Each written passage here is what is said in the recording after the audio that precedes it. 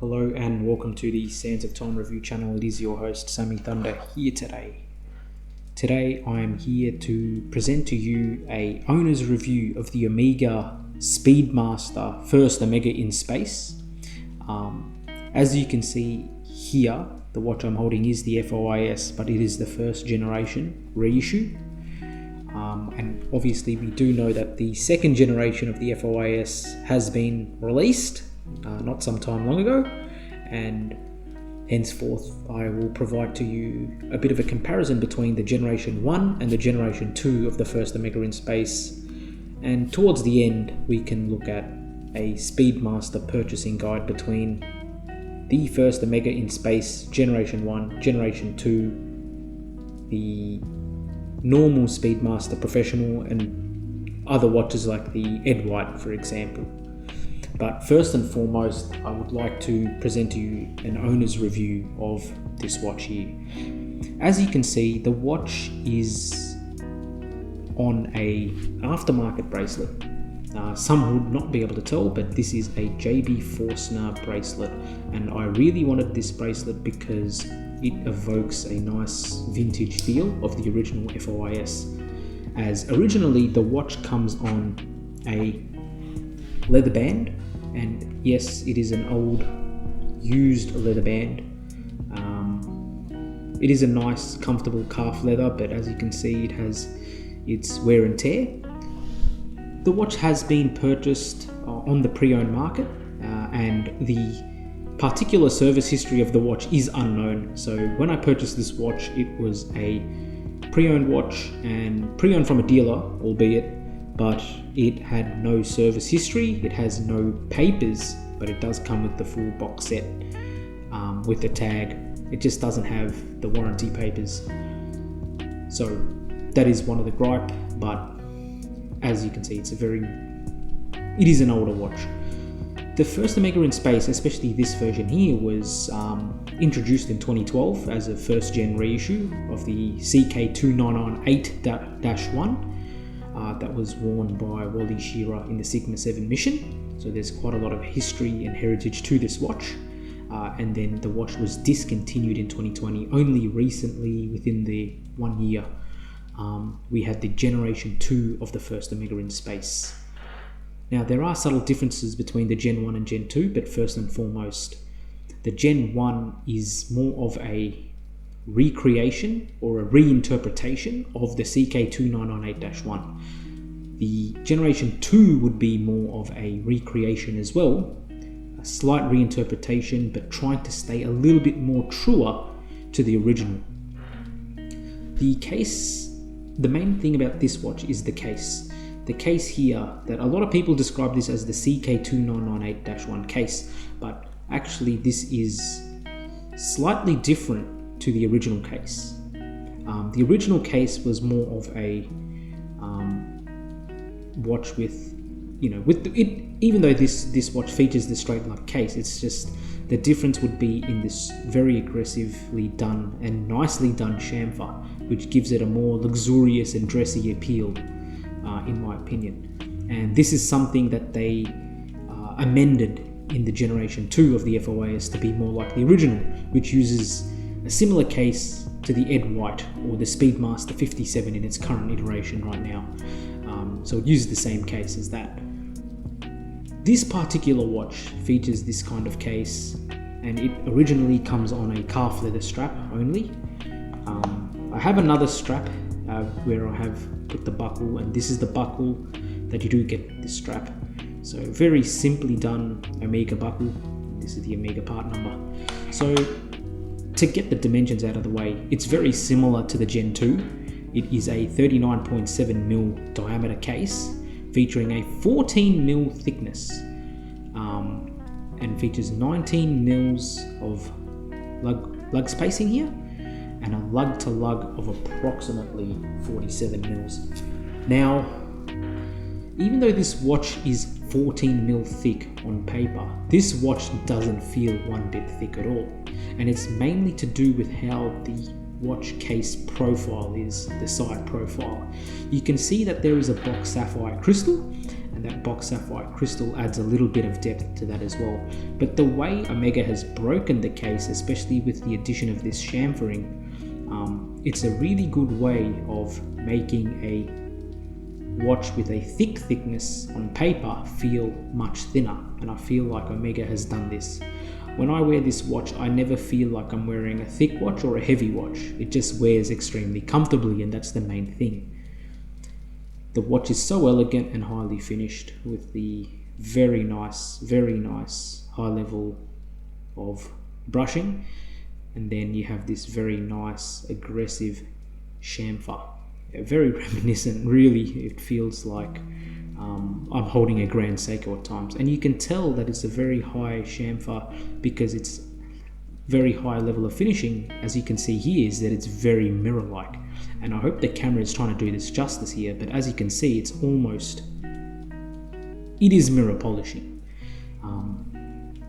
The watch features, an aluminium or aluminum tachymeter bezel, which is done nicely.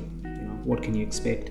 And the watch itself is a black dial. It's a matte black dial, and it features the 3 typical subdials of a Speedmaster. Note that this is not a professional. This is a Omega Speedmaster. This is a watch that predates the Omega Speedmaster Professional. This is a pre-professional watch, and this is the design cues you see. The main design cue here is this high polished stainless steel handset, also known as the Alpha handset, the Alpha style handset. So the running seconds, minute, and hour hand are actually done in this Alpha hand style, whereas the functioning chronograph handsets are done in this white painted.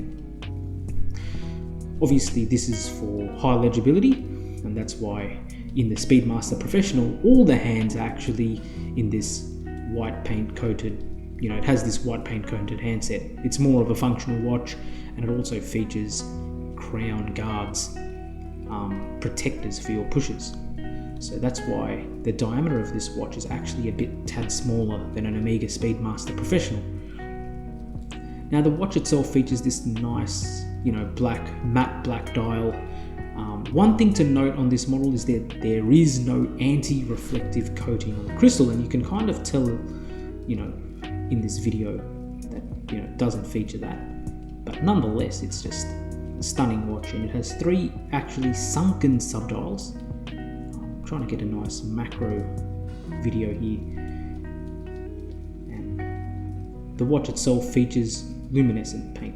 Now, in terms of wearability, as I've suggested that this is very comfortable, it is, in terms of weight, it is exactly how it should be. It doesn't feel heavy or cumbersome at all. It's an extremely comfortable watch. So wearability is 10 out of 10, whether it's on an aftermarket bracelet, the original strap, or a NATO strap, whatever you have it on. This watch here is a strap monster. However, some gripes have been noticed by people, but it's not really something that is noticed by myself. You can probably see while I move this case, sometimes this handsets disappear. So when I'm configured like this, sometimes you won't always be able to see the second hand. Now, is knowing the seconds crucial? For me personally, not.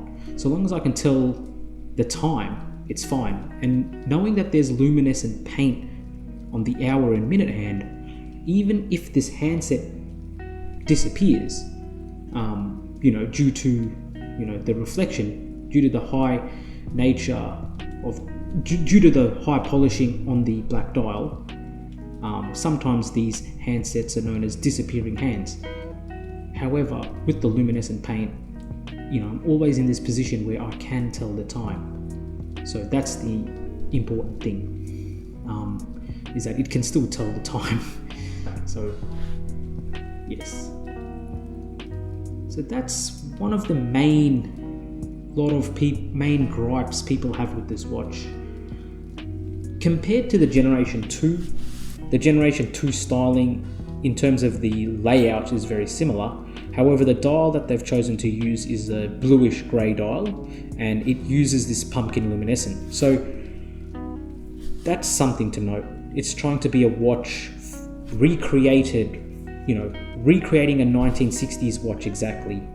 So having that faux lume and having that dial that has aged over time.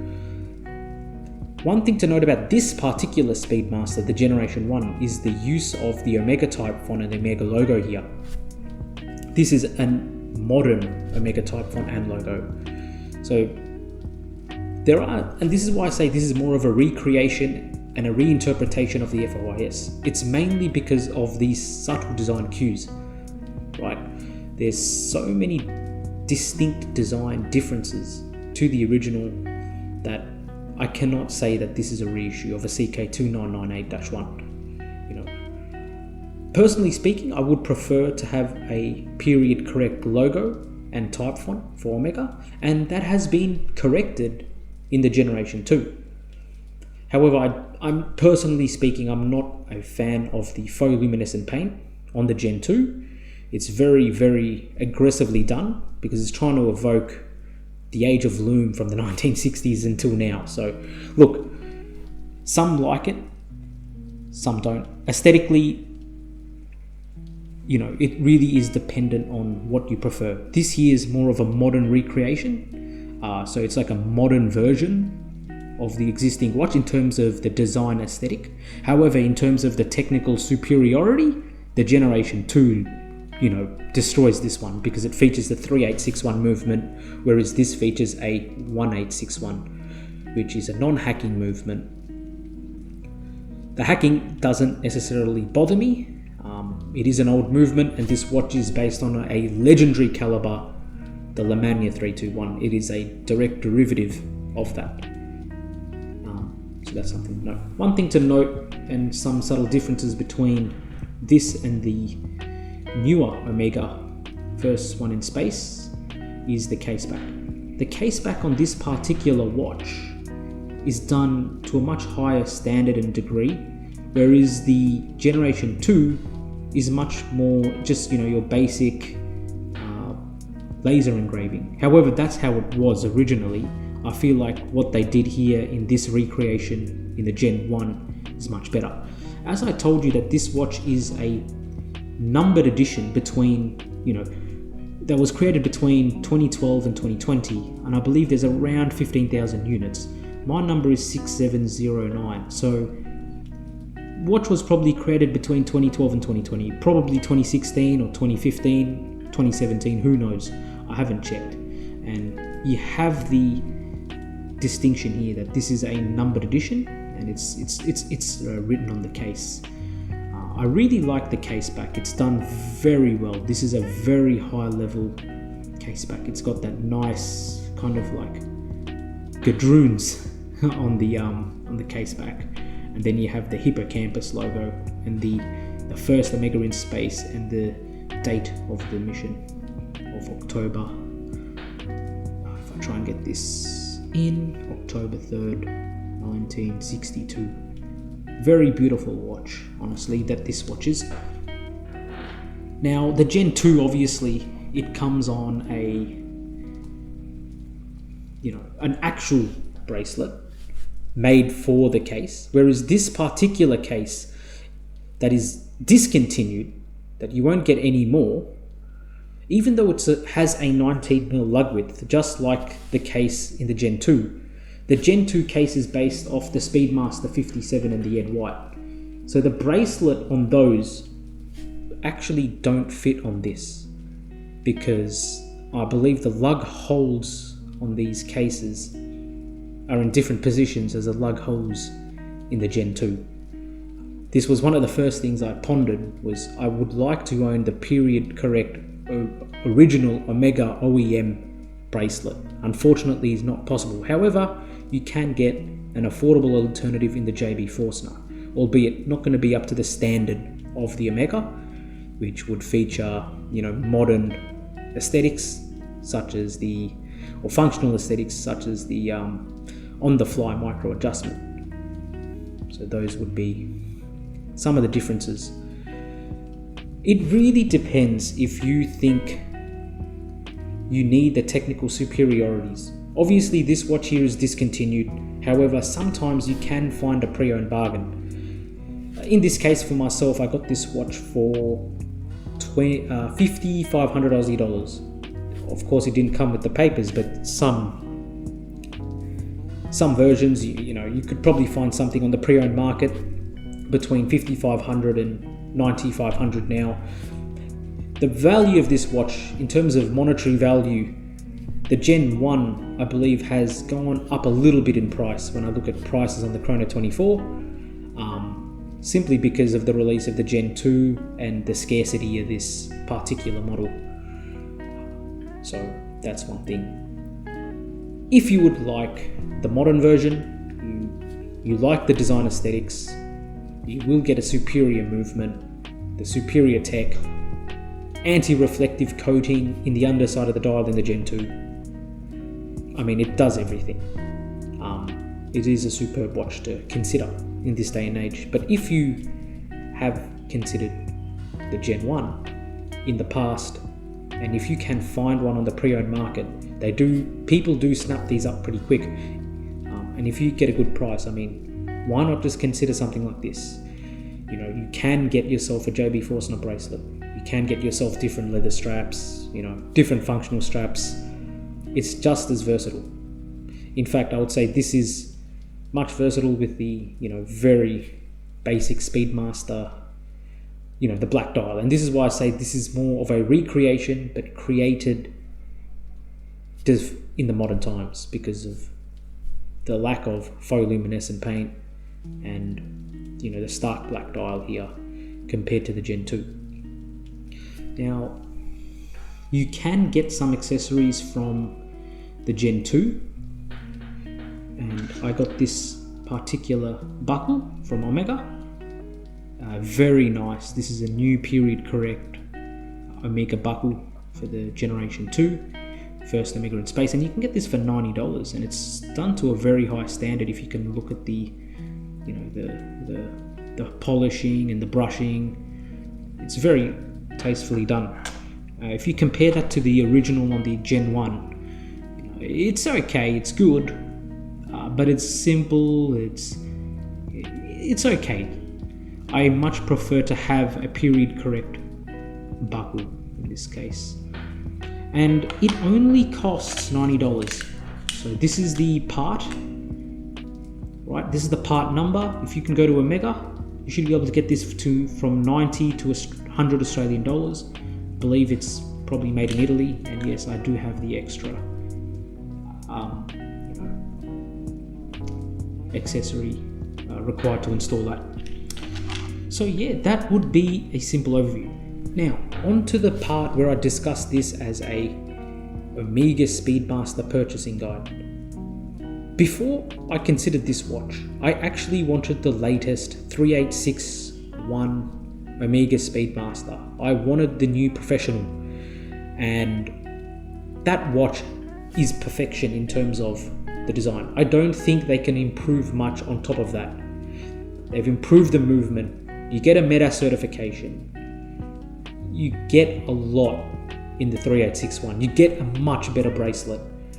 You get to see a beautifully decorated mechanical wind movement. One of the best. Even if it's machine finished, it is one of the best looking chronograph movements you can look at. And this is why a lot of people say Omega Speedmaster Professional is one of the best entry-level watches you can own. And back in the day, if we looked at the previous generation of the Professional, they could be had for an insane bargain, right? It was just so easy to recommend. Now, with some price increases, justifiably so, it is still worth it, in my opinion.